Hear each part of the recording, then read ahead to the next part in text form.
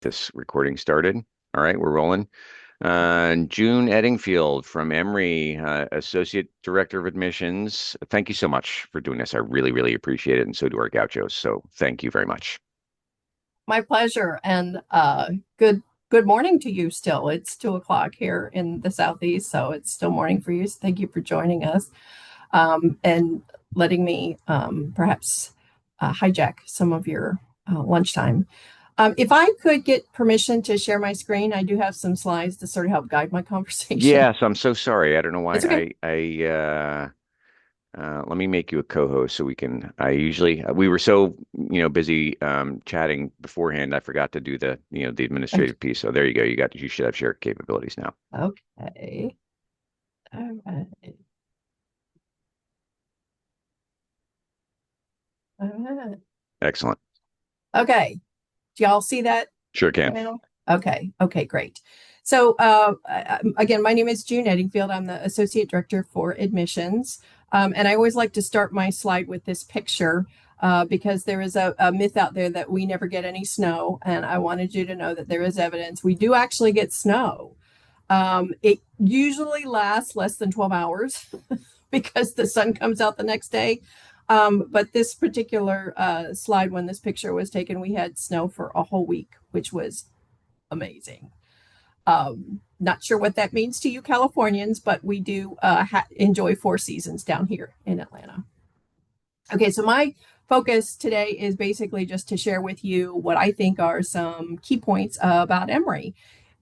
I'm assuming you all will have a choice about where you go to medical school, and you'll have multiple acceptances and multiple interviews and multiple offers that you get to choose from. So it's kind of good to have an idea if the school sort of matches what you're looking for. You should never choose a medical school based upon reputation or rankings or those kinds of silly things. You should really think about what is it like to be a medical student there, and do they sort of meet my needs, what I want as a medical student. So, first and foremost, the number one thing you need to know about Emory School of Medicine is we work at Grady Memorial Hospital. It is one of the last large publicly funded hospitals in North America, and our students work hard there. They don't begin their official clinical training until halfway through their second year, but during the rest of their training, they'll spend at least half of their time at Grady. And for a lot of their rotations, they'll have a choice of sites. And a lot of times, Grady is the reason that people come here. The patients at Grady are very, very sick, very complicated, often don't have ongoing health care. And their doctors that they have at Grady, sometimes it's the only health care that they're getting is when they're critical enough to be in the hospital.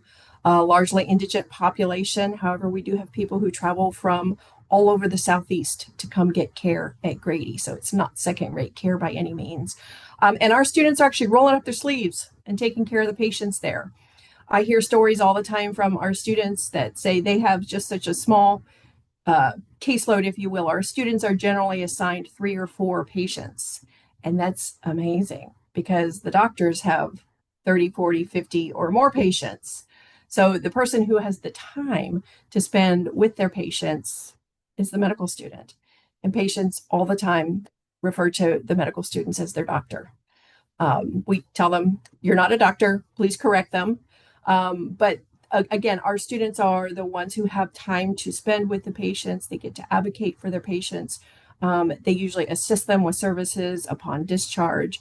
And they're sometimes even the one, because they're spending so much time with the patients, the one to make the interventional call when a patient is in crisis and can even save a life. So the time at Grady is really, really important. And if Grady is not the kind of place that you want to work, then you probably shouldn't apply here because it is, our dean calls it the heart and soul of this place. Ever since Emory School of Medicine has been around, we have had this partnership with Grady Memorial Hospital. So Emory is Grady. If you want to learn more about Grady, I'm going to do something I hardly ever do. David and I were talking about this before. I never recommend social media. However, I'm going to recommend it this one time. Reflections of a Grady Doctor, you see the address right there, the URL rather, and that's the blog of Dr. Kimberly Manning, who's pictured on this slide. She's on the far right looking up. She is a board certified physician in internal medicine and pediatrics. She is a professor. She is a small group advisor. You'll learn more about what that is. She's a mother, a wife, a daughter, a sister, and she talks about all those relationships, all those roles in her blog. But most significantly, she talks about what it feels like at the end of the day to work at a place like Grady in a city like Atlanta. So if you really want to get a sense of what it feels like, I recommend Reflections of a Grady Doctor. However, when our students aren't working at Grady, they're working at over a dozen different inpatient hospitals that are part of the Emory healthcare system and our affiliates, including the VA hospital. We have 3 pediatric hospitals. Emory Hospital conglomeration is continually growing, so there continue to be opportunities for students to rotate in all these different hospitals. And what we think that translates to is a broad experience in a lot of different clinical environments. So we believe, and we hear from our graduates all the time, that they hit the ground running as a first year resident because they had experience in working in all different kinds of environments with all different kinds of patient populations. So we think that's pretty significant. We are also committed to our community. We believe that physicians and medical students have an obligation to their communities beyond the doors of their hospitals and clinics. So our students are involved in advocacy and service. They still are taking trips around the country and around the world in service to others. And they're involved in communities right here in Atlanta. Most significantly, we have a very large refugee population in Atlanta in a town called Clarkston, which is often described as the most geographic square mile in all the country. So I'm sure that there may be some places in California that would challenge that, but that's what they say in the news.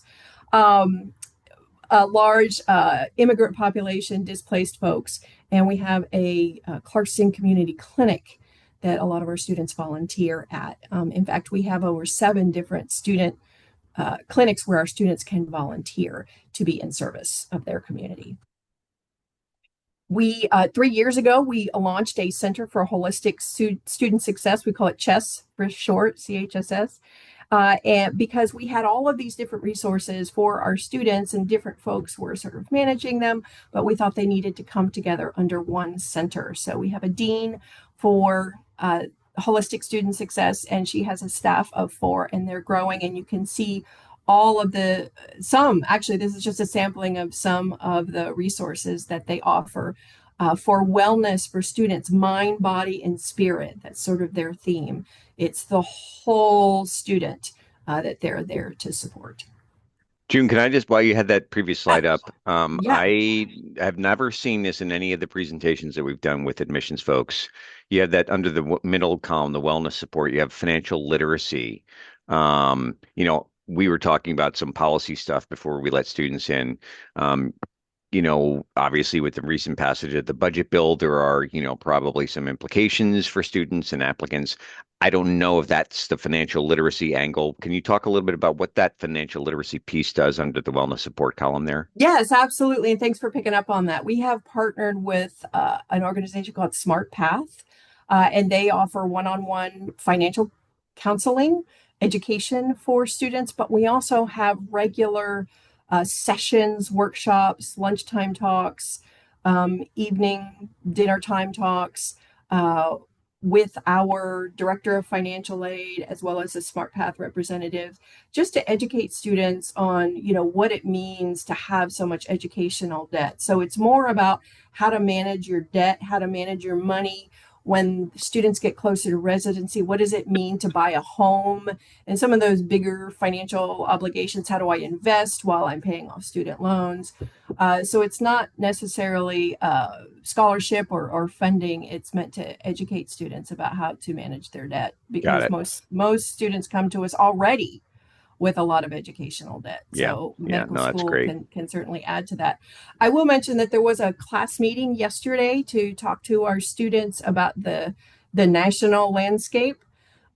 which included, among other things, a talk about how financial aid is being impacted. And even though I wasn't there, there's going to be another one next week and I intend to go. I heard that there was a standing ovation for the financial aid presentation. Very And cool. I am so curious as to what that Yeah, means. no kidding.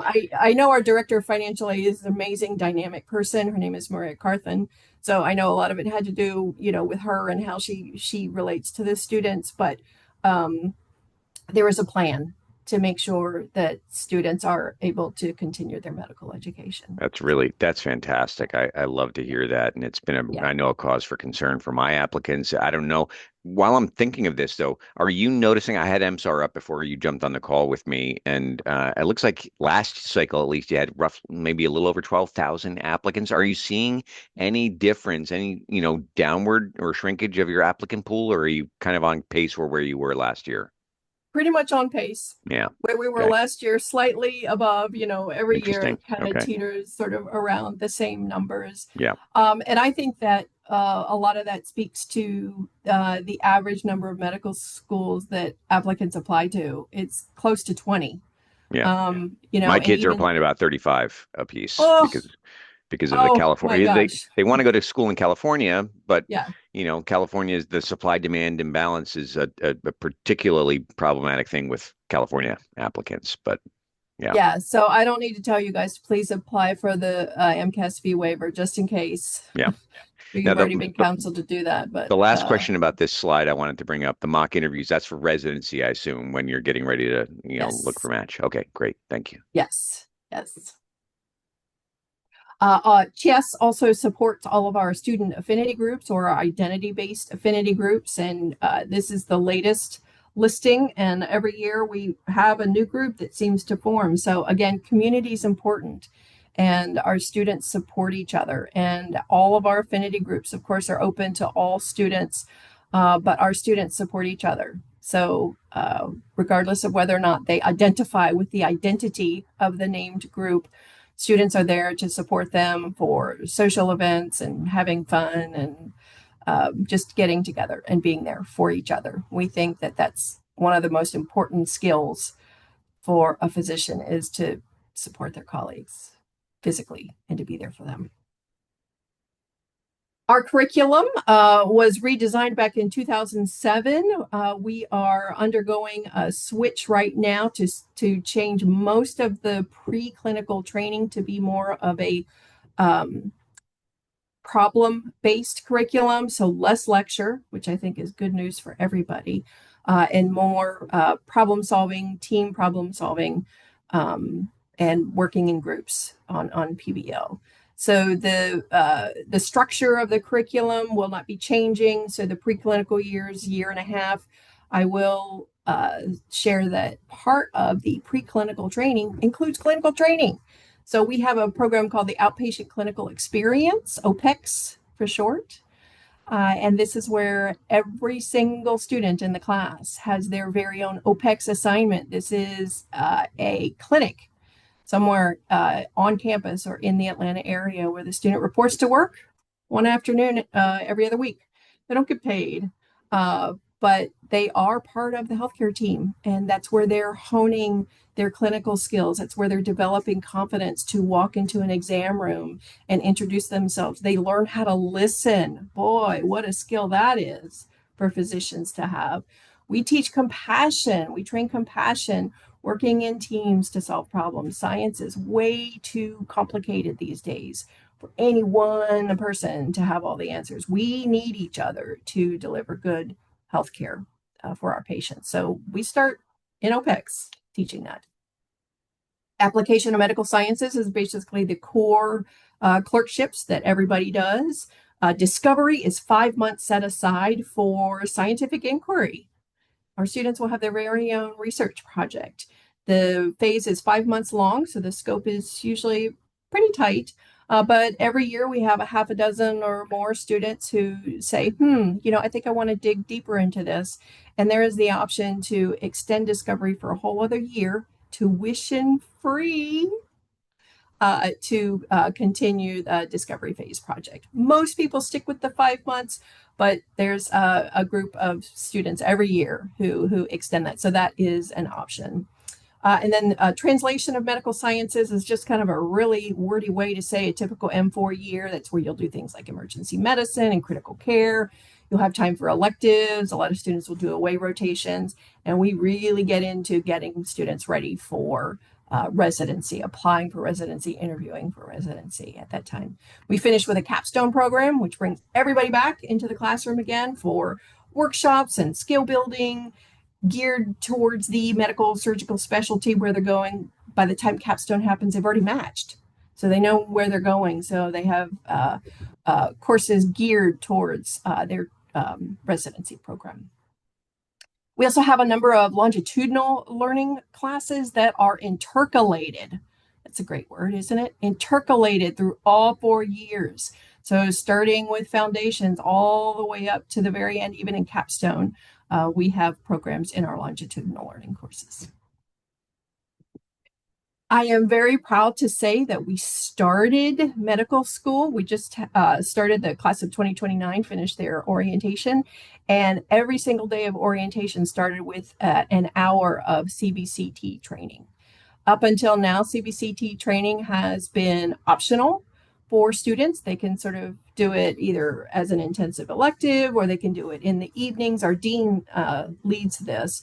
We are proud to have an Emory Tibet partnership that has a number of CBCT leaders on campus. So even outside of the School of Medicine, there's lots of opportunities to learn compassion, to be more compassionate. And we think that this is a lifelong journey. This isn't something that you just do, you put it on your CV and you're done. Oh, I'm a compassionate person. That's not how it is. Life is very complicated, as I'm sure you all already know. And it's just like any other skill, it's something you need to keep developing, you need to keep honing. So I'm looking forward to seeing this intercalated into our curriculum throughout all 4 years for the class of 2029. We have a number of dual degree programs. If you're interested in more letters after your name, we have lots of opportunities for that. We have lots of graduate schools right here on our campus. We also have a very close partnership with Georgia Institute of Technology just down the road. So a lot of our students will take an extra year for things like biomedical engineering at Georgia Tech, but we also have students who go to completely other institutions outside of Atlanta. They'll take an extra year to get another degree at another institution in the middle of their MD training. Our curriculum is flexible enough to allow students to do this. And we have a beautiful medical education building built for medical education. We share this building with students in our academic health programs. We have a PA program, a physical therapy program, an anesthesiology assistant program, genetic counseling, as well as medical imaging. And all of these students are using this building together. For the lecture portion of the MD program, you'll see a picture in the lower left. That's sort of a picture of our M1 class auditorium. There's an M1 auditorium and an M2 auditorium. There's actually 3 big auditoriums in the building. We have our OSCE suites, which is now called the Human Simulation Education Center, where students are learning from standardized patients. They're learning from real people, practicing, learning and practicing their exam skills. We also have an anatomy lab in our building, and we're very happy to have all of these under one roof. In fact, all of the learning, preclinical learning, takes place in this building except for 2 things. One is OPEX, and the other one I forgot to mention, it is the community learning and social medicine part of the M1 year. And that's where, just like in OPEX, you're placed to a clinical spot. For CLSM, you're placed in a non-clinical spot, like Boys and Girls Clubs of America or a homeless shelter. We have over 40 different community partners, and our students get to submit their preferences. They sort of rank their first, second, and third choice. Again, that connection to community.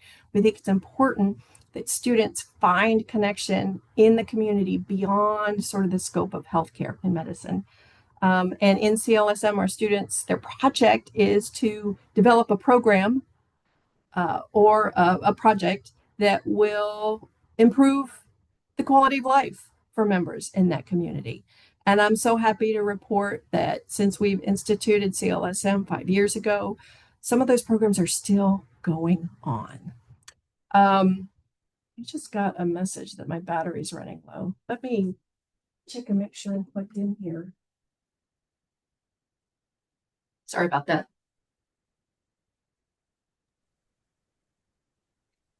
I'd rather better that your battery's running low as opposed to a battery running low in an OR. So, Right?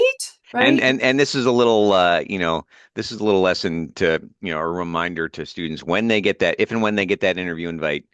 It's a meta exercise. You really, June, this was set up, reminding students that if you get an interview invite from Emory, make sure your tech is all dialed in and ready to go. Right? And I think my plug's in the other room. I'm so sorry to do this, but I don't want to be cut off. So let me go get that. Take Okay. 60 seconds, talk amongst yourselves. I'll Yeah, be right back. can do. While June is getting herself sorted out, remember, folks, everybody who's on this call knows the drill. They've seen these things before. I think there's one student whose name I'm not recognizing, but just wait until she's done, and then at that point you can ask questions. The previous slide, I know there are some folks on here who may be really intrigued by some of the stuff that was mentioned on that previous slide. So definitely check that out. Okay. Crisis averted. We're All plugged right. in. Phew. I know you guys can't tell this, but I just moved into a new home.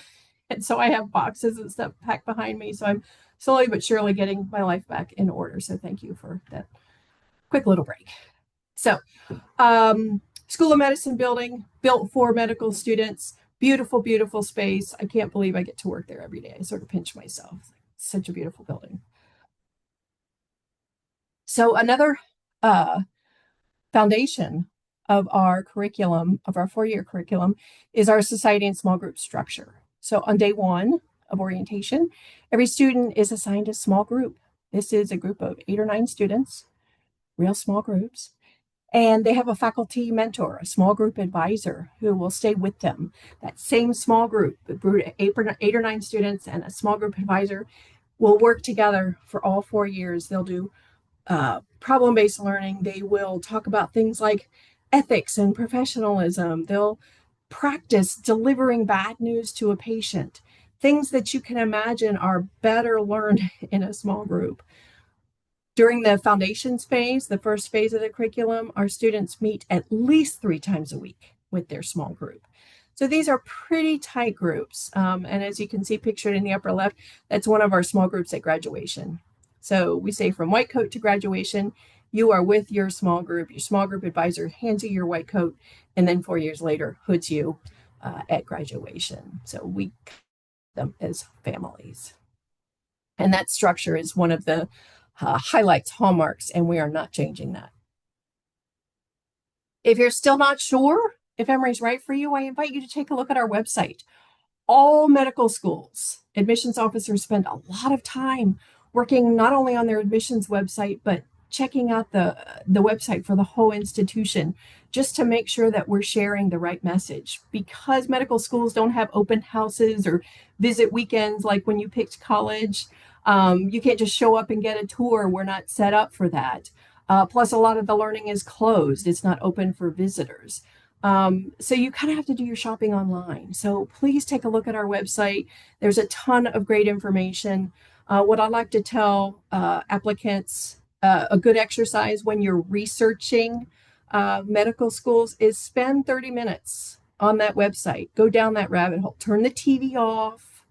Turn off all your other devices. Just focus on that website and click around and see what they've got. Then close your laptop. Walk in the other room, fix yourself a cup of tea or get some water. And what do you remember? Write it down. What is your takeaway? What do you remember from spending 30 minutes basically at that institution? What do you recall about that? And that will maybe help you figure out which institutions are the right 35 for you to choose when you apply. Okay, So, if Emory's right for you, here's some things you need to know about applying to us. So, we do have an MCAT minimum. You have to have at least a 502 overall, as well as a 124 on all four subtests. Now, you can have 124 on all four subtests, and it still doesn't add up to 502. So, you have to get higher than 124 on a couple of tests. I do list the averages there just so that you can see that's the average for people who are invited to interview. So another thing that you want to do besides identifying with an institution or having common goals with an institution, you want to need to make sure that you're competitive with their scores. So I recommend that students take the MCAT by April of the year that they're applying. So if you're currently applying, you should have already taken that MCAT. And the reason for that is when you submit your AMCAS application, you'll know your MCAT scores. So you can apply where you're competitive. It's always kind of a gamble if you submit your application, your AMCAS application, without knowing your MCAT score, because you have no idea if you're competitive, right? So don't waste your money. But we will accept scores. I think September is the last year. Sometimes if there are rescheduled tests, they'll test through October. We will consider all of those scores. And if they meet our requirement, you'll be invited to fill out our supplemental application. Our course requirements are basically 2 semesters in each of the 4 basic science areas, and each of those semesters need to include lab. You need 6 hours of English. This is just to demonstrate competency in writing at the college level, and then 18 hours in humanities and social sciences. That's because we're just looking for a well-rounded education. You can major in whatever you want. We have a fair number of science majors. We also have engineering majors. We can talk forever about whether engineering is science or not. Yes, it is, but it's not one of the basic science areas.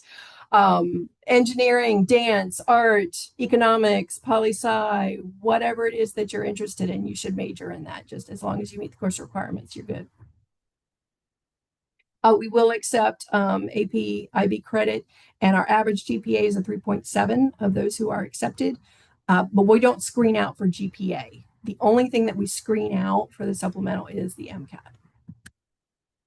We do require clinical experience. We're not looking for a certain number of hours or a certain number of different places. Some schools have specific requirements. We're just looking for enough context for you to answer the question, why do you want to be a doctor? Why do you think you can do this? What do you think is going to be hard about being a doctor? What are you most scared about? What are you most excited about? And you need to have some experience. You would never apply for a job without some understanding of what the job was about. So that's why we require clinical experience. There's any number of ways that you can get it. Traditional shadowing has gone far by the wayside. So even if you're only able to be like a nursing assistant or an EMT, that still sort of puts you in the clinical environment. Ideally, we're looking for observation of what doctors and patients do together. But some of those other opportunities will at least sort of put you in that environment where that can happen. We do require 3 letters of recommendation. David, I forgot to ask, do you collect No, letters or we don't okay. do we don't do it's individuals only, no committee letters here. Okay. Okay. So you will be responsible for getting those letters of recommendation. Make sure there's somebody that knows you. I know that sounds kind of silly, but make sure it's somebody who knows you who can write a good letter.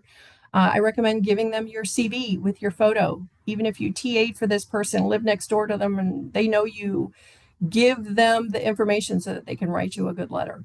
Because just knowing that you came to class and got an A in the class doesn't help us. We need somebody who can really speak to your motivation for medicine as well as your competency in the sciences.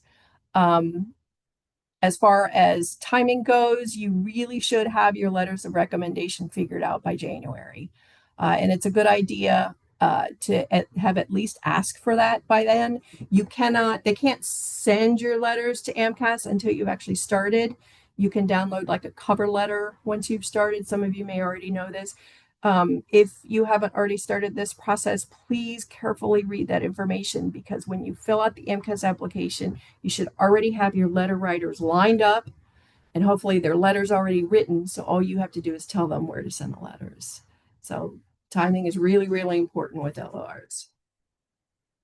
And it's also important to remember that your application will remain incomplete until we get all of your letters of recommendation. That's true for many medical schools.